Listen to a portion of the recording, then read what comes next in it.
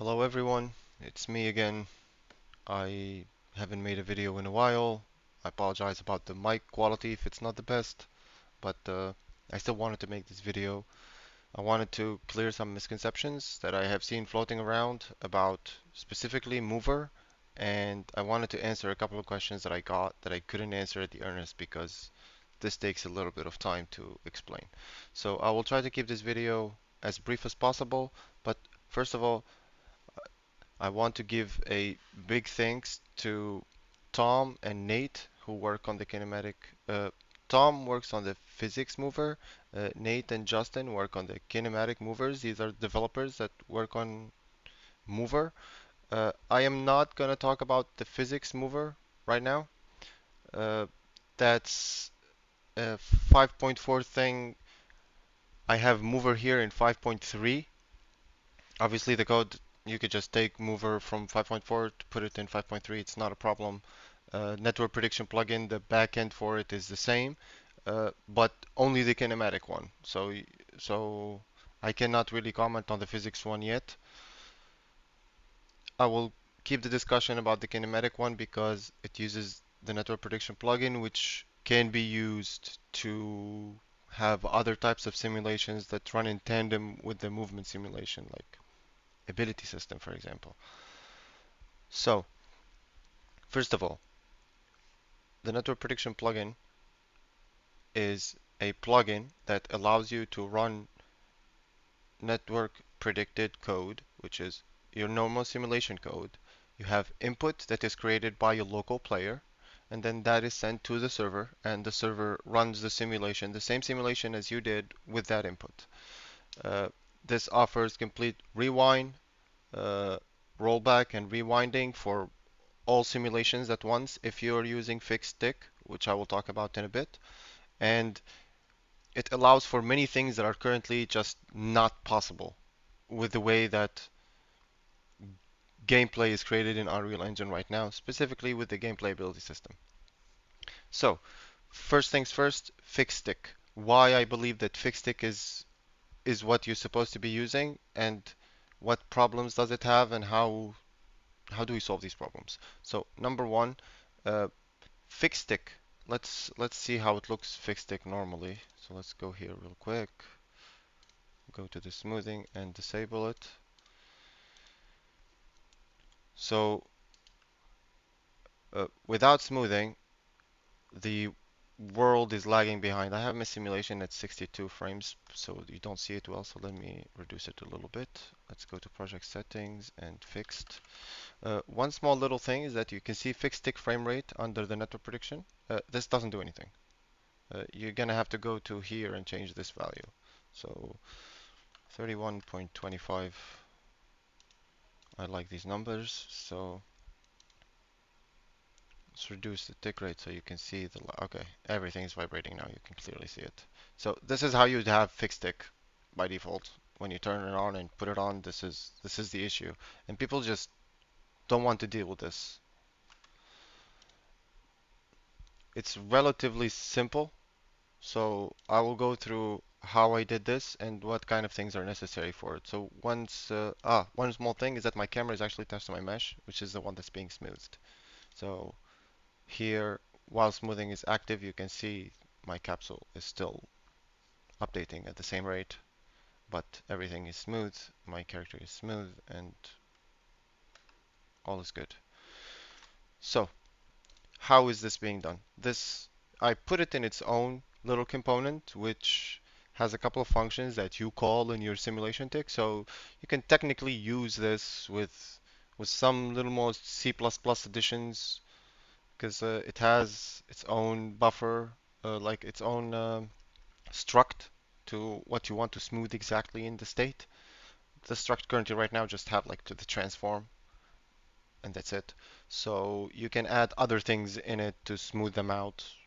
I don't know, like maybe you want to you want to update your montages in the simulation.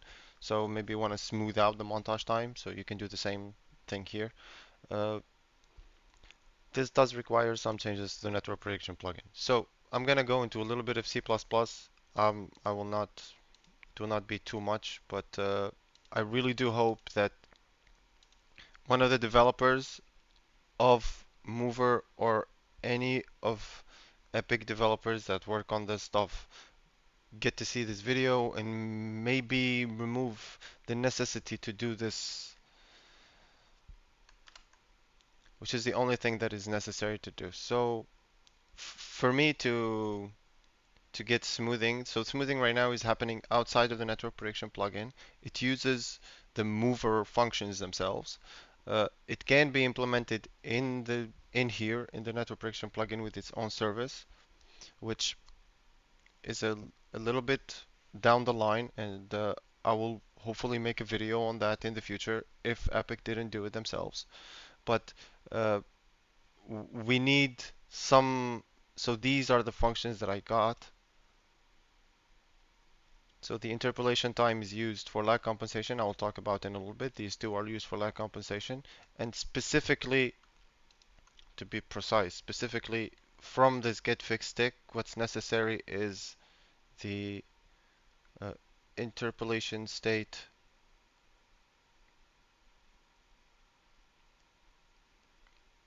The interpolation state, interpolated time is sorry, accumulated time is the time for lag compensation that you use for lag compensation, whether for fixed tick or not.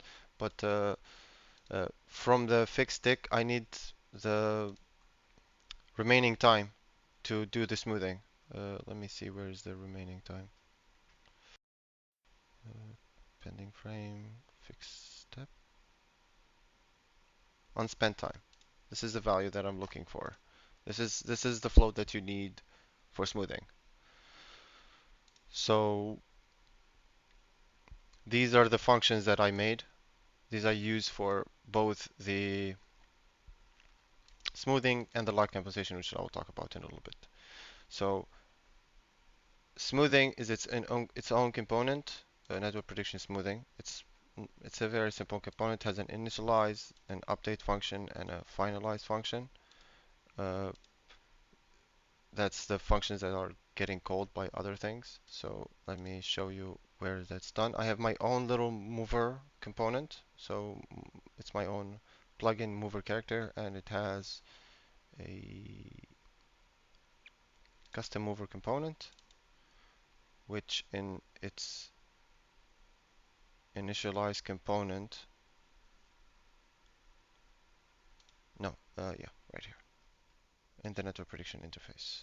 So yeah, one thing I did not mention is that in Mover, I had to edit the plugin itself to make these functions virtual. They have a little bit of a cost, uh, but none of the callbacks that Epic provides from the base have these inputs that are necessary.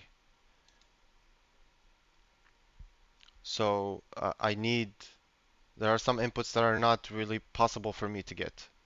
Like there is no initialized simulation state callback in the base mover. In the simulation tick, I cannot get the input out of any of the callbacks.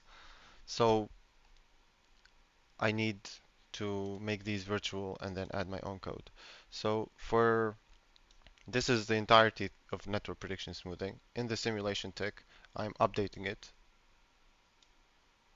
So I'm just getting the transform, creating a transform for this.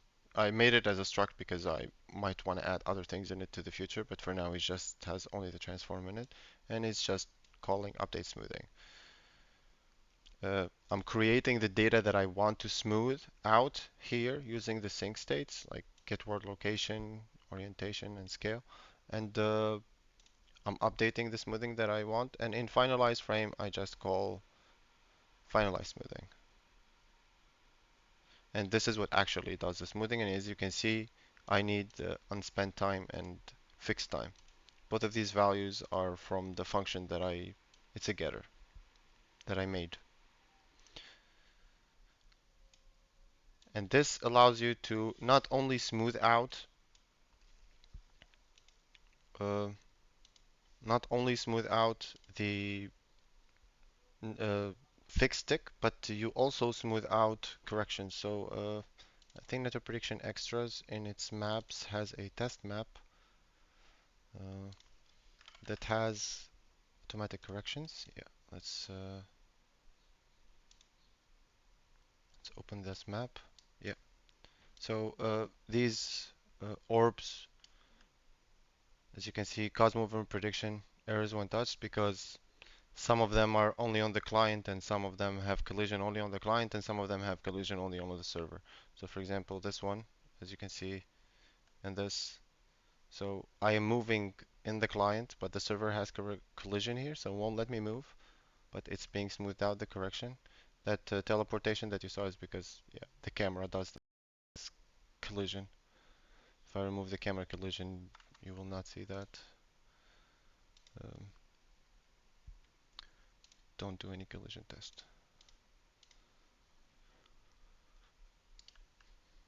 So, yeah, it's smoothed out. So the mesh is what gets smoothed out, and as you can see, everything is working as it's supposed to. Everything is smooth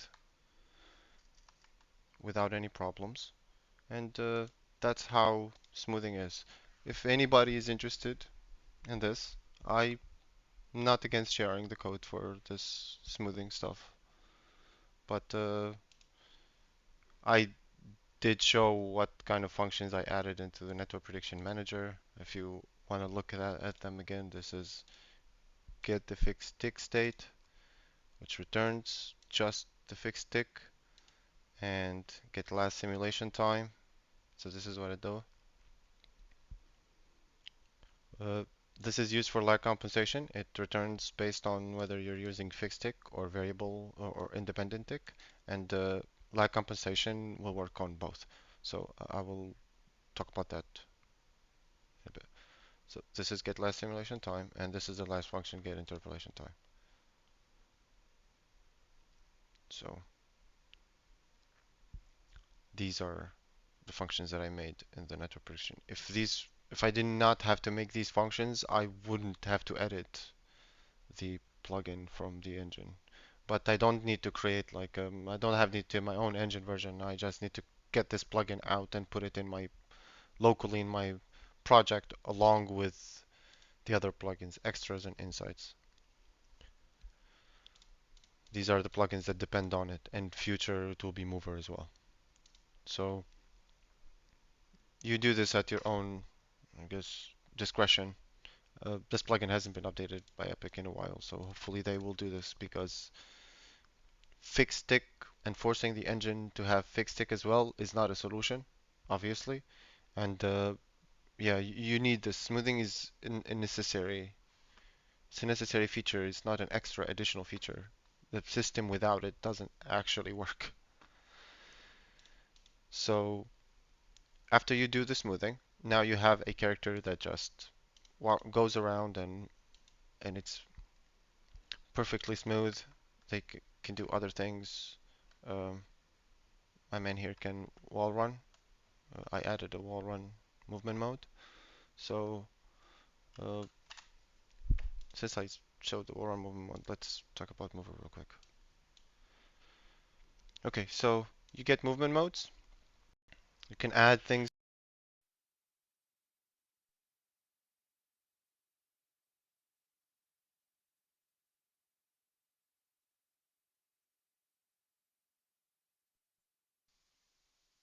Yep, sorry about that. My headset shut down. So you can add things at runtime. You can change these to your own classes. Uh, this is what you can do in Blueprint. However, you will still need to add specific states. Like for example, the mover defaults in state has the state that the character is represented by, the thing that actually gets applied to your simulation. What is this? For example, this in default movement state has a location, the character's location, his rotation, right? His velocity. If he has a movement base, what's the movement base on it, and his direction intent, where he wanted to move during that state.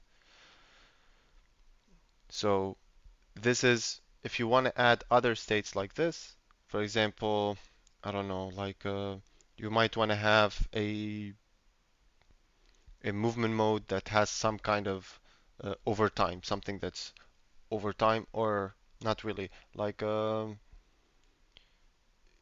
have a movement mode that requires a value that changes from time to time, which is not just time. Like value that changes from tick to the next. Like velocity changes from tick to the next. Location changes from tick to the. These are things that you need in the simulation to actually apply it correctly between the client and the server. And this is what sends to simulated proxies to the players that you see in front of you. This is what gets sent to them. So they apply it and they move in the world. Or if you have abilities, they would have like this. If you let's assume you have gameplay build system that works here. This mover default sync state will, for example, in the gameplay ability sense, it would have your attributes, like your current attributes and their values, and it will have gameplay tags, which is the owner's gameplay tags. This is like the minimum. So might have other things like active gameplay effects and stuff like that. So this still needs C++, and I doubt that it will ever be done simply through Blueprint. I could be wrong, but this is how it is right now. Also events, replicated events, they things that events that you wanna that might run in the simulation that you want to send to simulated proxies, that's also have to be done in C++. Um, Example of this, I have my own custom persistent state which checks every frame if I'm allowed to wall run or not. Um, so we talked about movement modes. Now transitions. Transitions, there is these transitions here, which are like global transitions that would run always, but every movement mode can have its own transitions. So for example, while walking can have some things, some checks to check if it needs to transition to falling. For example, a simple thing would be like if the jump button, you can add a transition here. If jump button was pressed, I want to change to movement mode. But this is for jumps case specific because it's so like it's part of the default movement set. It's inside of the movement mode itself. That check. But that's a simple example. These are transitions. Input producers, you don't need to think about it, and input mixer, you don't need to think about it. The only thing that's not shown in here are the actual input, which is something like this struct of persistent state, and it's the input that you actually fill out. So this is done in C++, so maybe I'll do it in mover character. So the character himself, custom character, he has produce input. Yeah, on produce input. So you can do this in Blueprint as well. And what it does, it just has a struct. You get a struct in here, and you can add things into the struct. So this is this is out input command, and this is the struct that is given to us on produce, which is usually empty. And what we do into it, we add the character inputs, which is the default inputs of the character. Finder add. So this will add it. This input has control rotation, has a input, the actual directional input where you want to go, set move input. Uh, it has the orientation intent if you intend to move somewhere. Uh, so yeah, this is what the jump. If you press jump or you just press it this frame, or is it still held down? These two things, whether you want to fly or not, toggle flying is a button.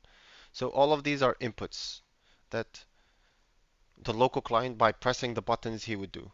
You don't want to put things here that is not like, for example, you don't want to put target enemy here as an input. That's not the best thing. You want to keep actual key presses and inputs related things inside of this. Like control rotation, it's based on the mouse movement. Everything else here is based on an input. Your WASD, your your jump button, your shift, which is used to toggle flying. So these are just inputs. And to create new inputs, you'll need to create a new C++ struct for them. So I have, for example, local montage and other things that I don't want to go into too much, but grapple hook input, I have my own input for grapple hook, whether I want to grapple or not.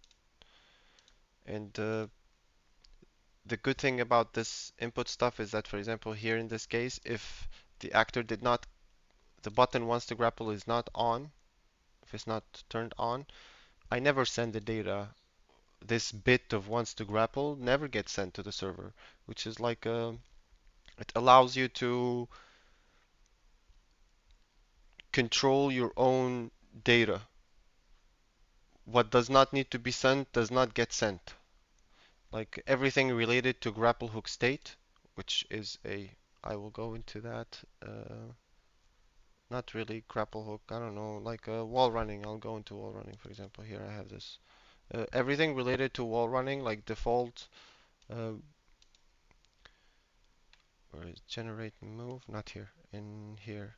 So I have wall running sync state, and this state does not get added if you're not in the wall running movement mode. It's not necessary. It doesn't get sent. So mover does allow for many, many things that CMC never did. Working with mover is a lot more fun, there is a lot more freedom to working with mover than it is with CMC. It's a lot easy to understand. The code is more digestible because the network prediction plugin and its backend and everything is just outside of your view. You don't even need to think about it at all. So it really does simplify creating movement a lot. That minor bit of C++, even if you have an issue with C++ or you don't know any kind of C++, watching a video about that stuff is probably more than enough for you to create your own little structs and be able to use them in Blueprint. Um, that's about everything that the mover itself provides, but the use of the network prediction plugin allows for many, many other things.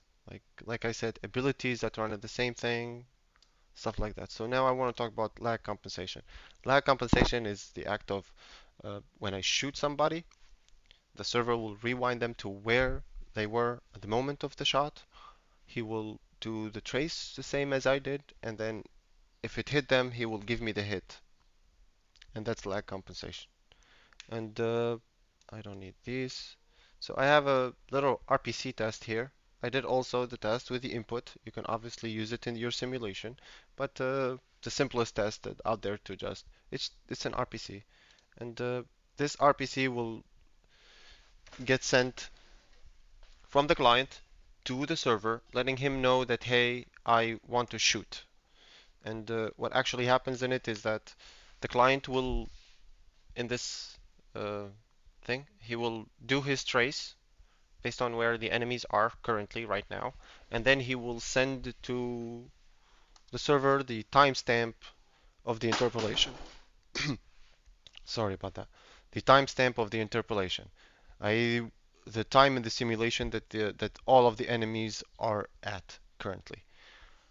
Um, this allows the server to go back to that moment in time precisely, like perfectly, without ever having any problems. So I will show this up by having two players, and I'll go with this guy like this, and I'll press Shift and to explain. When I press Shift is when I'm doing the trace. So I'll just look here, try to catch him.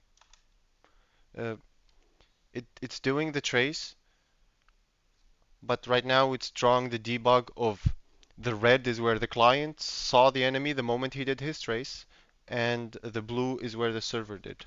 And if you see the log, you look that the client and the server, they both did a two. This is the server rewinding. So the client didn't actually rewind, but the server did rewind, and you can see that he did rewind for about 200 milliseconds. I have a lag of 150 plus 50 milliseconds for interpolation of simulated proxies. So that's about correct. Uh, 220 milliseconds, something like that. And it's almost stable, the amount of rewind. This here is just 100. Here also is 200. But the location is perfect. So even if you have like a variable ping and things like that, the location is always perfect. So you can use this for tracing, for targeting, for many things that you do not need to trust your client anymore. Because you had two options before. You either had to trust the client, which I believe is what Lyra does. It has hit detection on the client himself, and then he tells the server what he hit. Or it's the other way around, where the client will just tell the server to do the trace, and it's laggy. You need to lead your shots. It's never exactly, don't shoot where you see. This is the only way in Unreal Engine to have perfect lag compensation. And Mover is something that is necessary for Unreal Engine. The network prediction plugin usage is something that we all need. Everybody who's making multiplayer games, this changes how we do multiplayer games in Unreal Engine completely.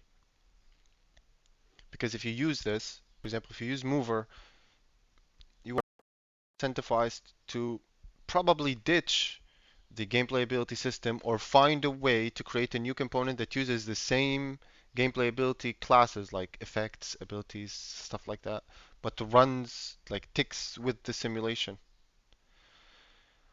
This is not trivial matter. This is not something that you could just do very easily. It takes some time. The gameplay ability system is a big system, but the big bulk of it is its prediction stuff. It's its networking things. But that's what we want to change. That's what we want to remove. So it's possible that the gameplay ability system can be a lot more simplified. The actual component itself can be a lot more simplified if we use a network prediction plugin along with it. But for Epic Games, this will take a couple of years. Let's just be honest with each other. So this will have to be community effort, something that people will try to do on their own. But